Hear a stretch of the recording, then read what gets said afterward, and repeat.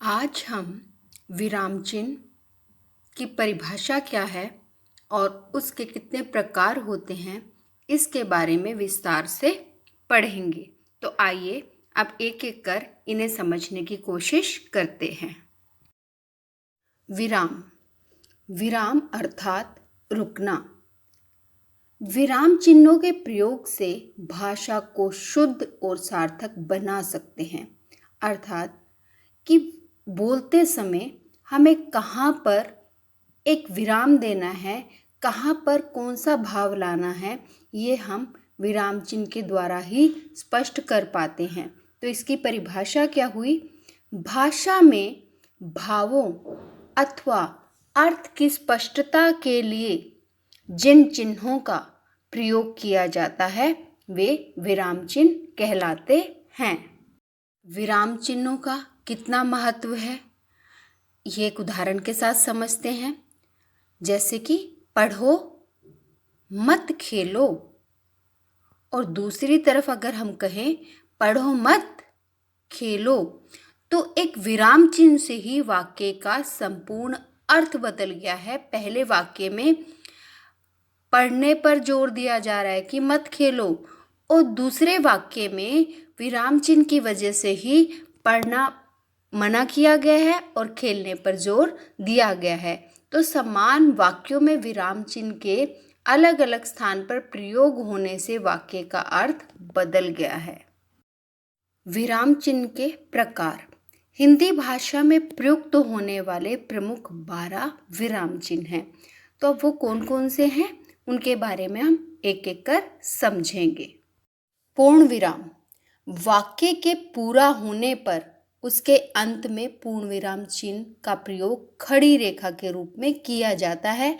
आपने देखा होगा पुस्तक में कहीं पर भी आप पाठ पढ़ते हुए या कोई भी किताब पढ़ते हुए आप देखते हैं, जब वाक्य पूरा होता है तो उसमें खड़ी रेखा लगी होती है, तो उसे ही हम कहते हैं पूर्ण विराम। उदाहरण के लिए, यह मेरा मित्र है, राम सो रहा है।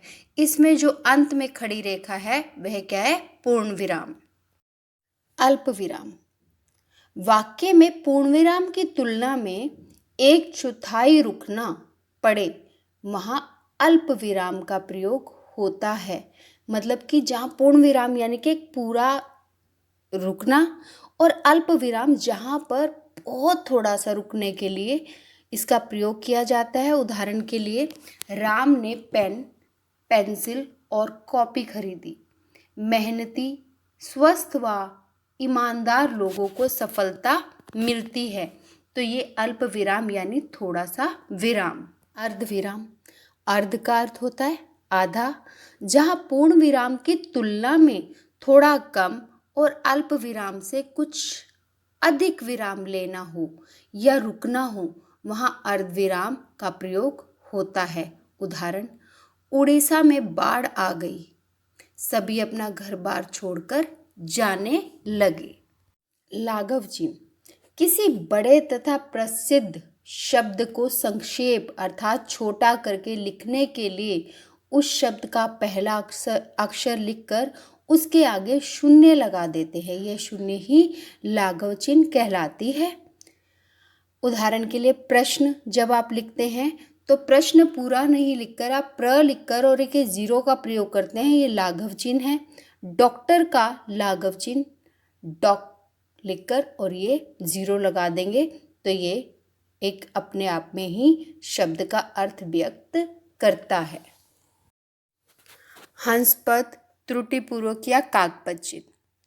जब आप कोई वाक्य लिखते हैं और वाक्य लिखते समय एक शब्द गलती से आपसे छूट जाता है, तो उस शब्द को लिखने के लिए आप जिस चिन्ह का प्रयोग करते हैं उसे हंसपद या त्रुटिपूर्वक चिन्ह कहते हैं।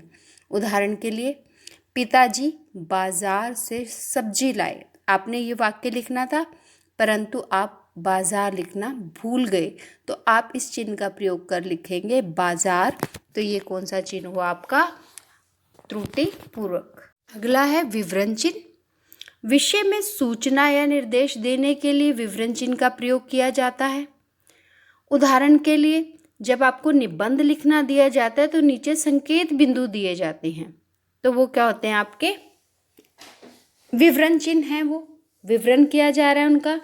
इसी प्रकार से एक निबंध का अगर आप विषय देखें तो उसमें ऐसे लिखा होगा, भारत विवरण चिन्ह अनेकता में एकता।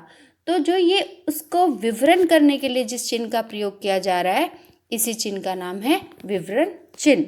अगला भेद है योजक चिन्ह। दो शब्दों में परस्पर संबंध स्पष्ट करने के लिए तथा उन्हें जोड़कर लिखने के लिए जिस चिन्ह का प्रयोग किया जाता है उसे योजक चिन्ह कहते हैं। उदाहरण से समझते हैं। जीवन में सुख दुख तो चलता ही रहता है। यहाँ पर सुख और दुख को जोड़ने के लिए हमने एक चिन्ह का प्रयोग किया हुआ है, वही चिन्ह है योजक चिन्ह, यानी किसी चीज को जोड़कर स्पष्ट करना योजक चिन्ह का कार्य है। उद्धरण चिन्ह। उद्धरण चिन्ह दो प्रकार के हैं, एकल और दोहरे।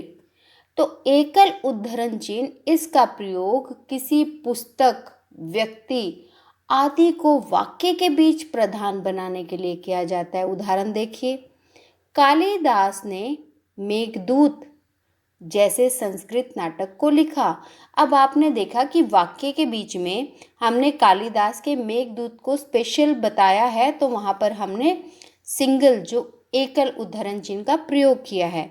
उसी प्रकार दोहरे उद्धरण चिन्ह, इसका प्रयोग वक्ता द्वारा कही गई बात को उसी रूप में प्रकट करने के लिए किया जाता है, जैसी वक्ता ने बोली है उस बात को वैसी की वैसी बताने के लिए हम इसका प्रयोग करते हैं। जैसे लाल बहादुर शास्त्री जी ने नारा दिया था, जय किसान जय जवान।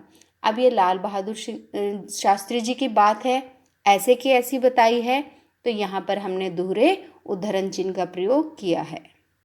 प्रश्न सूचक, किसी बात की जिज्ञासा, यानी जब हमें क्यूरियोसिटी बन जाते है कि ये बात हमें पता होनी चाहिए, या दूसरे से कुछ जानने की इच्छा होने पर हम उनसे प्रश्न पूछकर उत्तर को समझ लेते हैं, तो ऐसे वाक्य के अंत में प्रश्न सूचक चिन्ह लगाया जाता है। मतलब हम अपना जो भी प्रश्न पूछ रहे हैं तो उस प्रश्न के पीछे जो एक चिन्ह आता है उसे प्रश्न सूचक चिन्ह कहते हैं।